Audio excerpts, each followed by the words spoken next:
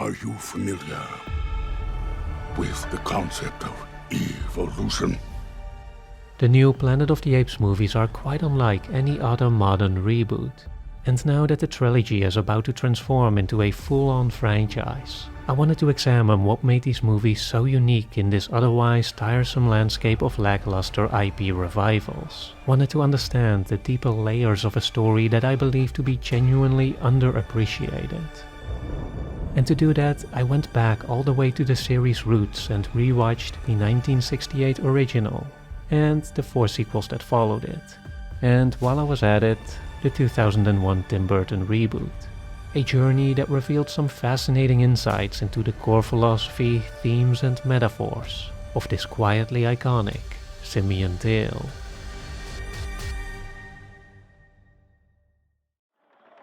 My God, it's a city of apes. Luckily all of the original sequels are pretty short, like barely 1.5 hours, so that's pretty doable, but still, 9 movies, that's a total runtime of 981 minutes, which is... So that was a combined total of about 16 hours of Apes movies. A lot of fun and also very insightful. I already know there's going to be a ton of stuff that I want to talk about, so yeah, let's get into it. When it was first announced, like most others, I didn't think much of Rise of the Planet of the Apes. At the time it felt like little more than yet another revival of an existing franchise. One that we had even more reason to be skeptical of because it was already revived once and the result of that effort was, well, not great. You find this amusing? No, sir. I don't think the Tim Burton movie is as bad as some people make it out to be, but it does really feel like the kind of reboot that we would unfortunately get many more of in the decades that follow. You know the ones. Movies that at best offer a pale imitation with a few callbacks here and there to exploit your nostalgia. Take your stinking paws off me, you damn dirty ape! Take your stinking hands off me, you damn dirty human! I have to be honest, I'm kind of skipping through this one, it's just... life's too short. But when Rise came out, again like most others, I was pleasantly surprised. It does do that thing where it brings back the famous line from the original. Take your stinking paw off me, you damn dirty ape! But it's actually contextualized in such a way that it's not just not cringy, but it might actually be the best moment in the entire movie. I'll come back to this scene later.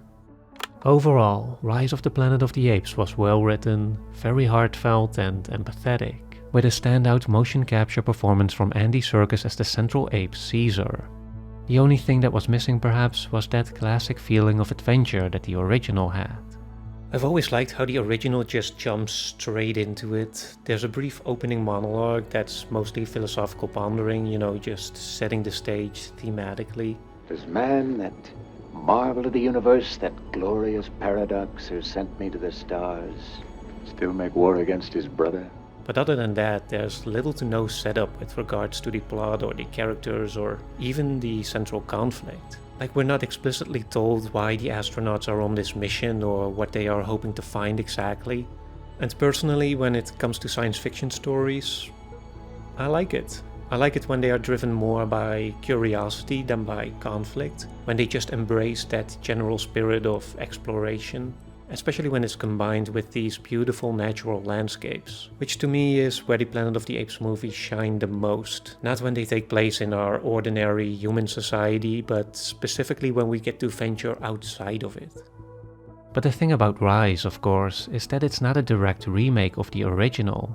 At first at least, it was generally seen as more of a prequel, as a story that explains how the apes took dominion over the Earth while humanity regressed into a more primitive state. The Rise of the Planet of the Apes is the story of how the apes rose, like how the Planet of the Apes came to be. This is a prequel to the Charlton Heston movie. In that film, all the apes have already taken over. This is the film to show how that happened. But this isn't exactly how it all fits together either. The new movies are in fact a complete reboot, but not so much of the 1968 original, but rather of its sequels. For if you have seen all the old movies, you know they already offer their own origin story, which also features a sort of savior character for the other apes, who in this timeline had become pets to humanity after a plague killed all of our cats and dogs, but were then increasingly used as a sort of slave laborers. Over time then, the apes naturally grew smarter to the point where they became aware of their own enslavement and began their rebellion. Oh, at first, they just grunted their refusal. But then, on an historic day which is commemorated by my species and fully documented in the sacred scrolls, there came Aldo. He did not grunt. He articulated. He spoke a word which had been spoken to him all time without number by humans. He said, No! One thing to keep in mind with these old sequels is that there's just very little continuity here. Like the third movie, Escape, talks about Aldo being the great savior, but then in the next two movies, Conquest and Battle, he is actually named Ceasar as he is in the new movies. Ceasar, your servant. Aldo does eventually make an appearance, but he is more of a villain then. Escape also talked about the ape enslavement going on for about 2 centuries before they developed their superior intelligence, but then in Conquest we see it happening in less than 20 years or so. To be fair, there is some time travel involved here, as 2 intelligent apes from the original are somehow completely inexplicably transported back to the 1970s, where they eventually give birth to Ceasar, who then becomes the Messiah from their own future legend. And so in this sense you might dismiss all the contradictions as it just being the result of some kind of timeline split, but honestly I think they were just making it up as they went along. Okay, so with Rise of the Planet of the Apes and with the movies that followed it, what we have is not just a prequel story, but a complete reimagining of the original saga. And as such, we can also reconsider its most fundamental purpose, its basic themes and meanings, starting with a question that might seem too obvious to even ask, but which I do think is too often taken for granted when we talk about the new movies. And that is, why apes? I mean, think about it. If science fiction serves to hold up a mirror to ourselves, to our world and our humanity, then what do the apes reveal? What do they signify? This is definitely not to say that a science fiction concept always has to be a direct allegory, but usually when we're presented with a concept like this, we can make some symbolic connection at least, draw some line back to the real world. Take for example how Avatar's colonization of the world of the Na'vi has clear parallels with the real-world rise of industrialization and its implications for nature and for indigenous people. Or how District 9 explores segregation, xenophobia and the treatment of refugees through an alien invasion story. Or how the orcs in Bright are a subtle metaphor for... okay, maybe not that one. The original Planet of the Apes movies were also more obvious in this sense, as they more directly presented the ape society as just being a stand-in for human civilization. In the second movie, for example, Beneath the Planet of the Apes, there are some clear symbolic connections with the, at the time, ongoing Vietnam War, and the general fear for nuclear annihilation that was prevalent throughout the Cold War. The second movie is a light retreading of the first one, still taking place in the distant future where a new hero is in search of the original one, played by Charlton Heston. I won't go into spoilers, but he eventually ends up underground where he discovers a still active nuclear bomb. Actually, I am going to spoil it because honestly the surprise isn't worth it. Basically, he discovers this cult of weird, mind-reading, illusion spellcasting humans who also happen to be mutants. You know, like the ones in the Fallout games that got messed up by radiation and now stand as some strange kind of cautionary tale about nuclear devastation or whatever. Anyways, Charlton Heston wanted to make sure he wasn't asked for another sequel, and so in the end he blows up the whole planet, and that's why the next movies had to resort to time travel to keep the story going. The schoolroom is closed. Now we go back to riding horses. The original sequels are just unhinged in so many ways, it's genuinely fascinating. They're also just such a compelling time capsule of the 1970s culture and filmmaking. I might have to make another video on this. Yeah, I'm gonna make another video. If, after our discussion here, you want to follow me further down into the Planet of the Apes rabbit hole, and trust me, you do, all of this is just the tip of the iceberg, then make sure to join the exclusive afterparty on our creator-owned streaming service Nebula, where I discuss, in depth, the most bonkers franchise of the 20th century. There's more info at the end, but first back to the video. Ceasar is home. Compared to the somewhat obvious allegorical aspects of the originals, in the new movies, the apes feel different. It's not just a simple reversal of roles between apes and humans. This is in part because it's not set in the distant future where the apes have had the time to evolve to a more human-like civilization. And in part because the apes are really treated as animals, and not just as humans in makeup. For that's the other thing that makes the new movies stand out so much. The apes are brought to life using motion capture and CGI, which I think was the absolute right choice here. I know we have a tendency to prefer practical effects nowadays, but even when the makeup is done really well, as it was in the Tim Burton remake, there still is this uncanny valley effect where, despite the apes looking convincing enough, you can still kind of recognize the human actors underneath. Also, the movements are much more clunky and do break the illusion a little bit. But by opting for CGI, the filmmakers of the new movies were able to create actual apes in the sense that they fully look, sound and move like real apes do. And besides just being a phenomenal technical achievement, this change in direction also carries over into the rest of the story. We see this most clearly once we get to Dawn, my personal favorite of the bunch. Family. Future. This is where Matt Reeves took over as a director, you know, the guy who also went on to make The Batman. And I just love the way he brings such a deeply immersive atmosphere to the series. I mean, you can practically smell that fresh forest air on a rainy day. Everything just feels so tactile and lived in. As far as presentation goes, I genuinely believe this one deserves a place among the greatest looking and greatest feeling blockbusters of the 21st century. In Dawn of the Planet of the Apes, we get our first glimpse into what the ape society is and will become, which is shown as distinctively different from ours, with its own way of life in every sense of the word. You know the scary thing about them? They don't need power. Lights, heat, nothing. As such, they don't just feel like human society with a different coat of paint. But at the same time, they don't feel like pure animals either. Or at least, not in a way that these movies feel like they're about our treatment of animals or animal rights or something like that. Rise arguably comes closest to such sentiments as it most explicitly covers subjects like animal testing, animal sanctuaries, and animal mistreatment. But still, it doesn't feel like that is the main takeaway of that story. Not in a way that it is in a movie like Okja, for example, which also features an intelligent animal trapped in the systems we have created to suppress and exploit them. So, to come back to the original question then, why apes? What do they signify? What is the thematic approach here? Well, I don't think it's one that should be interpreted in terms of race or class, nor do I believe it's a sort of man versus nature story. It's not at all an approach that directly reflects an existing relation that can be found in our current society.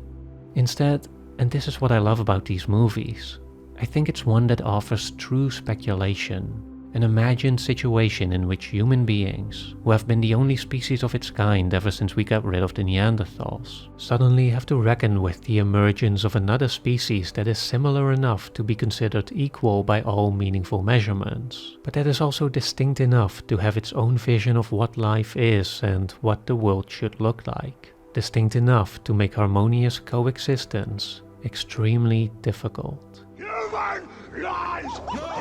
No!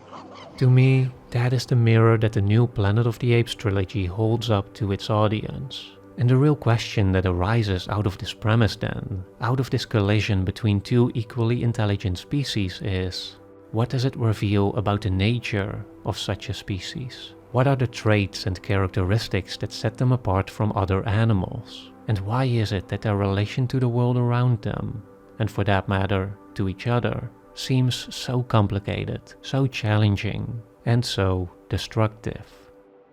I once went to a talk given by the renowned primatologist Frans de Waal, who spent a lifetime studying animals, particularly apes, and who broke down many of the barriers that we had put up between them and ourselves. His findings revealed that animals are actually far more perceptive, intelligent, empathetic, emotional, and resourceful than they have been given credit for, and that a lot of the qualities we thought to be unique in humans can actually be observed throughout the animal kingdom. And not just the simple things either, like the usage of tools, which has been debunked as being a specifically human trait a long time ago, but also things like morality and the complex understanding of time that allows us to remember events from long ago and to envision and anticipate the future, have now been documented behaviors in animals. I specifically remember how after the talk there was a Q&A session where someone asked something along the lines of, well, if so many of the things we thought were unique to human beings are just common animal behaviors, then what is left? What is it that makes us so special?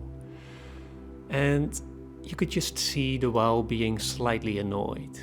After all, the whole point of much of his research is that we should stop studying animal consciousness, and consciousness in general, from this human-centric perspective that assumes an inherent uniqueness.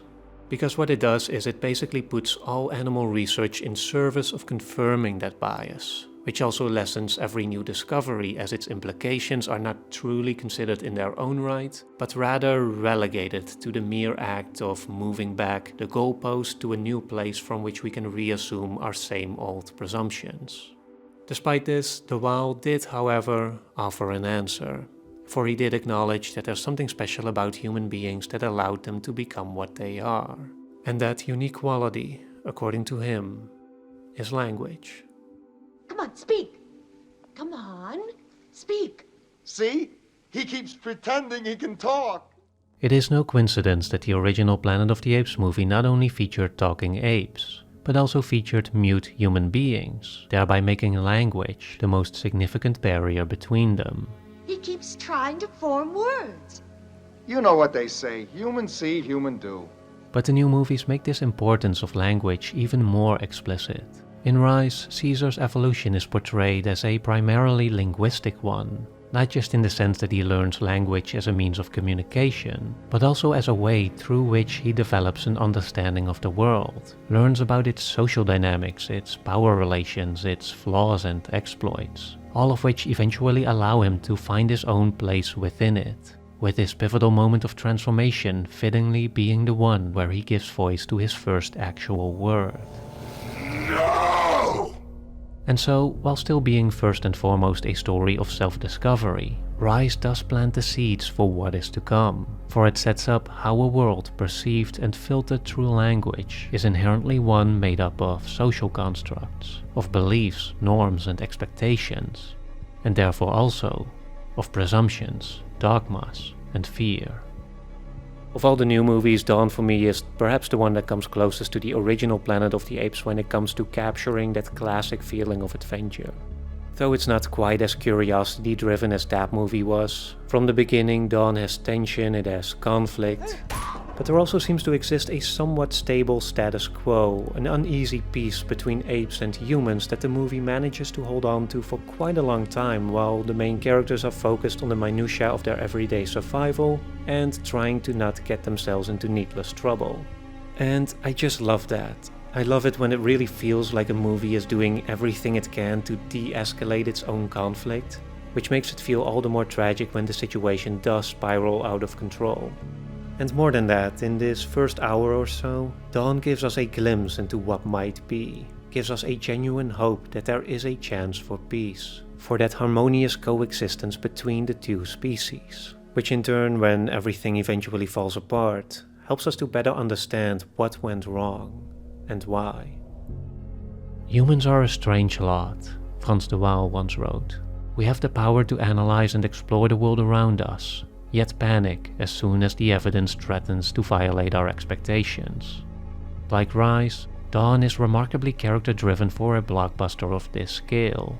And it has to be, for this is where we see the true implications of a species developing complex language. It's the emergence of personal realities, of intricate subjective experiences and internal dialogues that individualize us almost to a fault, rendering us overly sensitive to some pieces of information, completely blind to others, and trapping us in our own mental feedback loops that twist and distort our perception to the point where all contradictory information is reflexively deflected away, making the achievement of a shared truth ever more elusive. This is what Ceasar learns the hard way. Initially, he sees apes as equally capable as humans, but free of the sin that makes them so self-destructive, as if they inherited all of the good, but none of the bad, all the qualities that allow them to connect, to unite, but not those that disrupt, that could drive them apart. But it's precisely in that basic assumption that he underestimates the malice of Koba, and fails to see the infectious spreading of his violence until it's already too late. I always think ape better than human. I see now how much like them we are. I guess you might say they just joined the human race.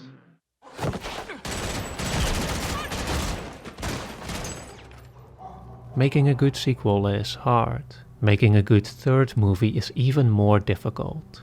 And like so many others that came before and after it, War, for me, while being an undeniably beautiful movie with impeccable craftsmanship and another stellar performance from Andy Serkis, is not without its flaws. It's just so somber and heavy-handed. Even with Bad Ape as a comic relief character, the overall tone here is just... it's a bit too much for what I personally want out of a franchise like this. Like, you can tell it was going for high drama. There's the obvious parallels with Apocalypse Now, especially with Woody Harrelson doing his best Marlon Brando impression. Have you finally come to save your apes? But other times it feels like it's reaching for 12 Years a Slave or The Killing Fields or something. You know, something weighty and hyper self-serious, which makes sense when you're recounting dramatic historical events. But again, for me, for a franchise like this, I think it went a bit too far. On closer examination, it's mostly the revenge plot that I wasn't quite responding to. Probably because I've just seen too many of them, which makes that general storyline of a main character continuously making decisions that we in the audience are rooting against, until he finally comes to his senses at the last second, a bit too predictable.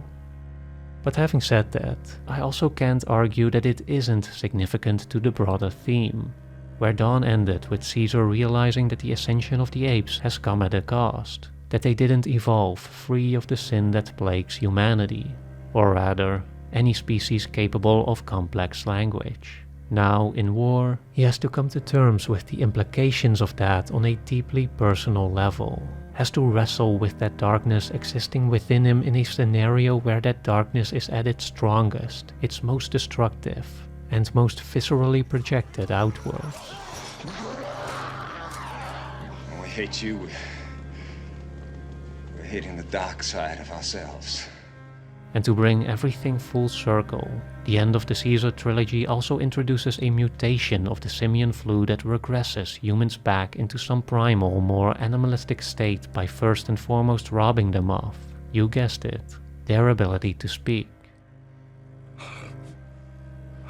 Interestingly enough, the loss of language is framed here not just as a return to ignorance, but also, in some way, as a return to innocence. Which I don't think is the movie's way of arguing that we would be better off being mute, better off being basically non-existent. Rather, it serves to emphasize that which makes us, us. Throughout the new series, language is shown as the cornerstone of our species, as the fundamental tool that allows us to aggregate, organize, and communicate complex information, which in turn functions as the main instrument through which we give shape to our identity, to our shared cultures, and to the general world around us. But as we've also seen, this state of evolution, this freedom to conceptualize our own personal reality, also comes with a burden, for it has fated us, in many ways, to a state of permanent conflict, one in which we're always engaged in dialogue, with ourselves, with others, with society at large, always in search for some kind of balance, some kind of harmony or agreement that we never seem to be able to achieve, that never seems to amount to anything more than a temporary resolve, a brief moment of stillness before some new input, some new information, upsets the established order and throws all into disarray again. But whereas the original movies were more cynical about this, foreseeing only destruction and ruin as the logical outcome of all of this, the new movies offer a more nuanced perspective.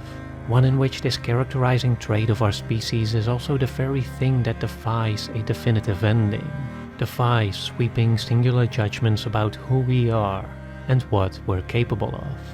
Because while we certainly have the capacity to take what is good and corrupt it, to imagine something beautiful and tear it apart, we're equally capable of doing the opposite, to emerge from darkness as an unexpected beacon, to display bravery in the face of overwhelming despair, and to upset a world of hatred through a simple act of kindness and compassion.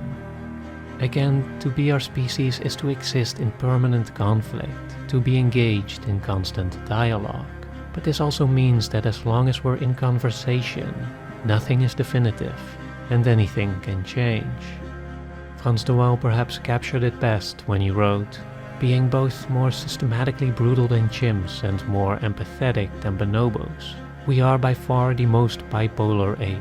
Our societies are never completely peaceful, never completely competitive, never ruled by sheer selfishness, and never perfectly moral." And as we see Ceasar leading his tribe into their new home, into what will soon be the planet of the apes, this, it seems, is the promise of what that planet will look like.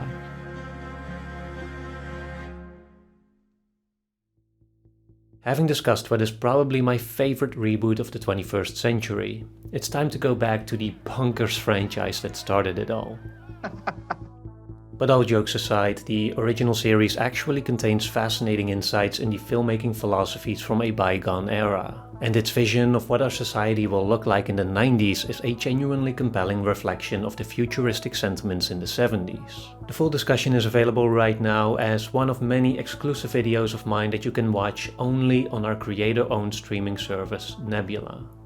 If that's all the motivation you need, then be sure to use my personal link, that's nebula.tv/LSOO, to claim a 40% discount on the annual plan and to start watching right away. If not, then let me tell you a little bit more. As a platform that truly supports creativity, Nebula is a place where creators and their audiences exist together in a beautifully supportive community that offers us a fair share of the revenue and all the tools we need to improve as creators, while also offering you the best possible viewing experience, without ads, without sponsors, without any restraints. I know many of you already subscribed as a way to support me personally, to enjoy my work as it was meant to be, and to get access to all my exclusive content. And for that I am deeply grateful and also very happy to be able to share with you that, thanks to your continued support, Nebula is evolving rapidly. The homepage just got its biggest update ever, making it much easier to discover content from new creators as well as to jump directly to existing favorites by using the brand new category homepages. Nebula is also spending more on original content than ever before, and so besides the already existing original productions, like for example my hour-long class on how to analyze stories from your own personal experiences in order to better understand and enrich both, there is a giant wave of highly ambitious projects, from video essay series to actual feature films, coming soon from some of the most amazing creators working today. To sign up, again, be sure to use my personal link at nebula.tv/LSOO to support me directly and to get Nebula with a 40% discount on the annual plan. That's just over $2.50 a month. Also, if you just want to sign up once, give me an even bigger bonus, and never have to think about your subscription again, you can now also choose a lifetime membership. It's $300, so not necessarily the cheapest option, but might be worth considering if you want to give us that extra bit of support. Either way, if you follow my link, you can find all the options and pick whatever works best for you. So again, that's nebula.tv/LSOO to claim your personal discount and to become part of Nebula today.